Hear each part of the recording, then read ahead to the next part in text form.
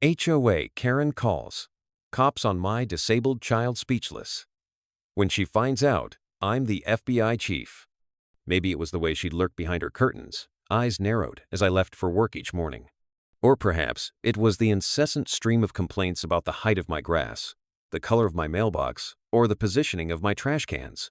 Whatever it was, Karen Smith, the self-appointed guardian of our HOA's rules, had made it her mission to make my life a living nightmare. You see, for the past 5 years, I've called Willow Creek Estates my home. It's a picturesque suburban neighborhood, the kind you see in magazines, manicured lawns, white picket fences, and friendly neighbors waving as they collect their morning papers. At least, that's what it was supposed to be. But beneath this facade of suburban bliss, a storm was gathering. And at the center of it all was Karen Smith, our HOA president. Now, don't get me wrong, rules are important. They keep our community clean, safe, and valuable. But Karen? She took it to a whole new level. It started small. A strongly worded letter about my daughter's wheelchair ramp being an eyesore. A fine for leaving my garage door open for more than an hour. But as time went on, Karen's obsession with control grew. She began monitoring my comings and goings, questioning my visitors, and even timing how long I spent watering my lawn. The threats came next. One more violation, and we'll put a lien on your house, she'd say, her voice dripping with false concern. It's for the good of the community, you understand. But I didn't understand. How could targeting a family with a disabled child be for the good of anyone? You see, my daughter Emily is the light of my life. At 12 years old, she's bright, compassionate, and determined. Her disability doesn't define her, but it does present challenges. Challenges that Karen seemed determined to exacerbate. As the days turned into weeks, and weeks into months, the tension in our little community grew. Neighbors began to whisper, some taking sides, others trying to stay neutral in the growing conflict. But through it all, Karen's reign of terror continued unchecked. Little did she know, her actions were about to set in motion a chain of events that would shake our community to its core.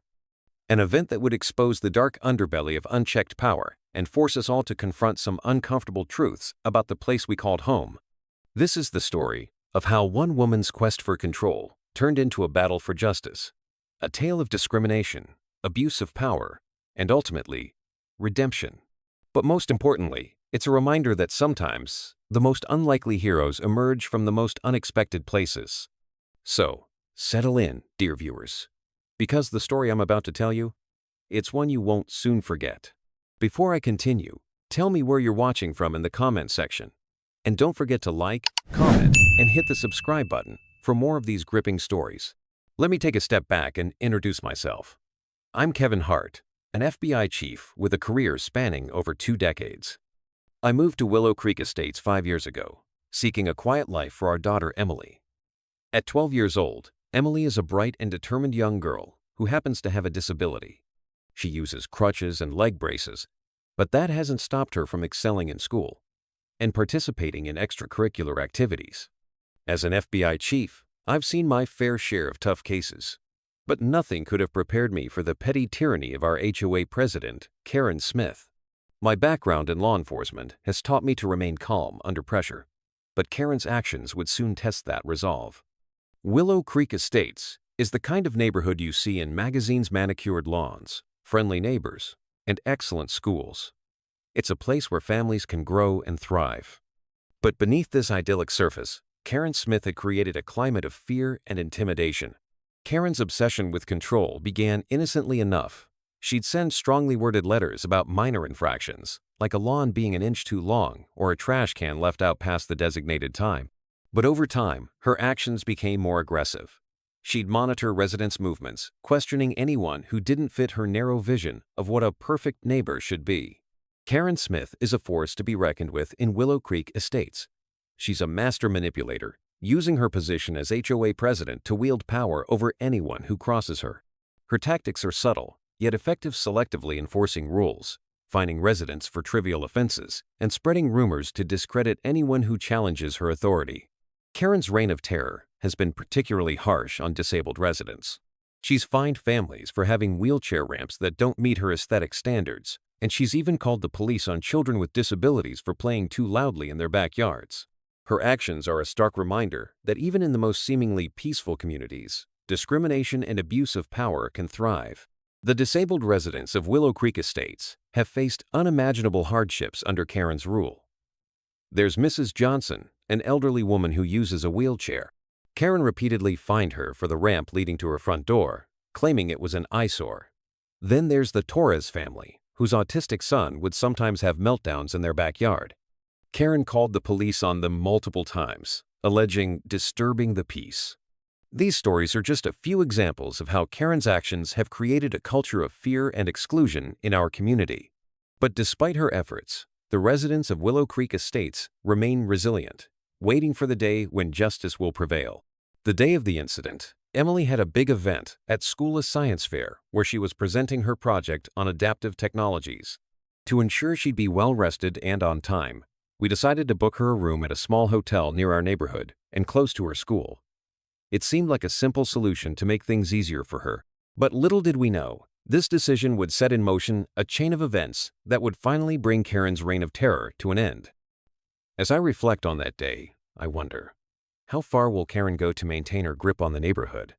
Will she stop at nothing to keep her power intact, or will the community finally rise up against her? How far will Karen go to maintain her grip on the neighborhood? The day of the science fair dawned bright and early.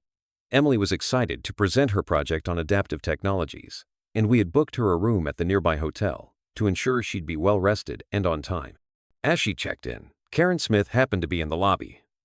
Her eyes narrowed as she watched Emily, her mind racing with assumptions. Without hesitation, Karen pulled out her phone and dialed the police. "There's a suspicious child at the hotel," she said, her voice firm but laced with malice. "She's not supposed to be here. She's just a kid, alone in a hotel room."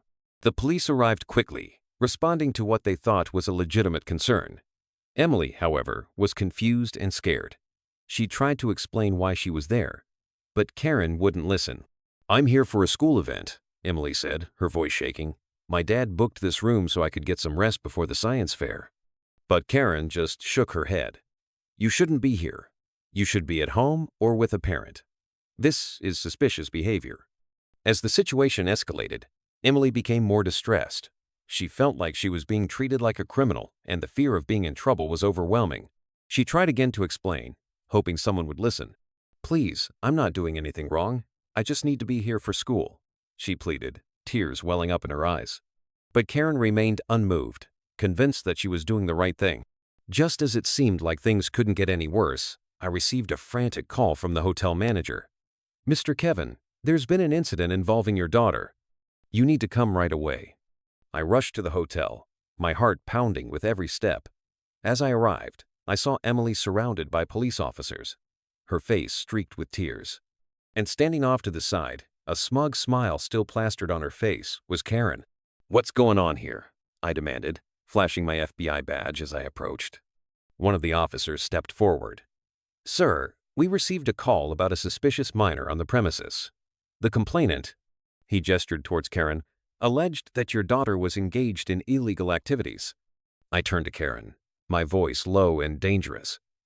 "You called the cops on my 12-year-old disabled daughter? What kind of person does that?" Karen's smile didn't waver. "I was simply doing my duty as a concerned citizen. What kind of parent leaves their child alone in a hotel? It's suspicious, and I stand by my actions." That's when I introduced myself. "I'm Special Agent Kevin Hart, Chief of the local FBI field office. This is my daughter Emily. She's staying here because of a school event. I can assure you there's nothing illegal or suspicious happening here." Karen's face paled, the realization of who she was dealing with finally sinking in. But true to form, she rallied quickly. "FBI or not, rules are rules," she spat. "Children shouldn't be unsupervised. I'll be bringing this up at the next HOA meeting. We can't have this kind of behavior in our community." As Karen's words hung in the air, I could see the shock and fear creeping into her eyes. She never knew I was an FBI chief, but now she was faced with the consequences of her actions. "Karen, your reign of terror ends now," I said firmly. "You've tormented this community for far too long. Discriminating against the disabled, harassing families, abusing your power. It stops today. Karen sputtered and protested, but it was too late. The tide had turned, and she knew it. As the officers began questioning Karen about her history of complaints and harassment, I turned to comfort Emily. The confrontation was just the beginning. The real battle for justice was about to begin. Will Karen face consequences for her actions, or will she find a way to escape justice? In the hours following the incident at the hotel, word spread quickly through Willow Creek Estates. Neighbors who had long suffered under Karen's tyrannical rule began to emerge from their homes, sharing their own stories of harassment and discrimination. The dam had broken, and years of pent-up frustration came pouring out. As an FBI chief, I knew the importance of documenting everything. I spent that evening compiling statements from residents, each one painting a clearer picture of the systemic abuse of power that had plagued our community for years. The next day, an emergency town hall meeting was called. The community center, once Karen's fortress, became the battleground for change. Residents packed the room, eager to have their voices heard. Mrs. Johnson, the elderly woman who had been fined for her wheelchair ramp, spoke first. "For years, I've lived in fear of losing my home because of Karen's fines. Today, I say, enough is enough." The Torres family recounted the humiliation of police visits for their autistic son's meltdowns. Others shared stories of arbitrary fines, threats, and constant surveillance. As I listened to my neighbors, I couldn't help but feel a mix of anger and hope. Anger at what we had all endured, and hope for the change that was finally within our grasp. With the community's support, I launched a formal investigation into Karen's actions as HOA president. What we uncovered was staggering. Years of financial discrepancies in the HOA books, selective enforcement of rules based on personal vendettas, unauthorized surveillance of residents, and perhaps most disturbing, a pattern of targeting disabled residents and their families. As the evidence mounted, it became clear that Karen's actions weren't just morally reprehensible, they were illegal. The legal consequences came swiftly. Karen was removed from her position as HOA president and faced multiple charges, including discrimination, harassment, and misuse of funds. But the social consequences were perhaps even more severe. The community she had once terrorized now shunned her. Neighbors who had once cowered in fear now stood tall, united against the injustice they had endured. Karen was forced to sell her house and move away, her reputation in tatters. But her departure was just the beginning of healing for our community. In the wake of Karen's removal, we seized the opportunity to remake our community into the welcoming, inclusive place it was always meant to be. We elected a new HOA board, one that prioritized transparency and fairness. The discriminatory rules were struck down, and we began the process of making our neighborhood truly accessible to all. The community center was renovated to accommodate residents with disabilities. We started annual events celebrating the diversity of our neighborhood. And, perhaps most importantly, we implemented a system of checks and balances to ensure that no one person could ever wield such unchecked power again. As for Emily, she not only won first prize at her science fair, but also became an advocate for disability rights in our community. Her experience inspired her to create a support group for other kids with disabilities, fostering understanding and friendship among all the children in the neighborhood. The incident with Karen, as painful as it was, became a catalyst for positive change. It reminded us that injustice thrives in silence, and that it's our responsibility to speak up and stand up for what's right. How will this incident change the lives of the residents in Willow Creek Estates? As I stand here today, looking out at our transformed community, I'm filled with a mix of emotions: pride in how we've come together, hope for our future, and a renewed commitment to justice and equality. What happened to us, to Emily, was terrible. But from that terrible event, we found the strength to come together and create something beautiful.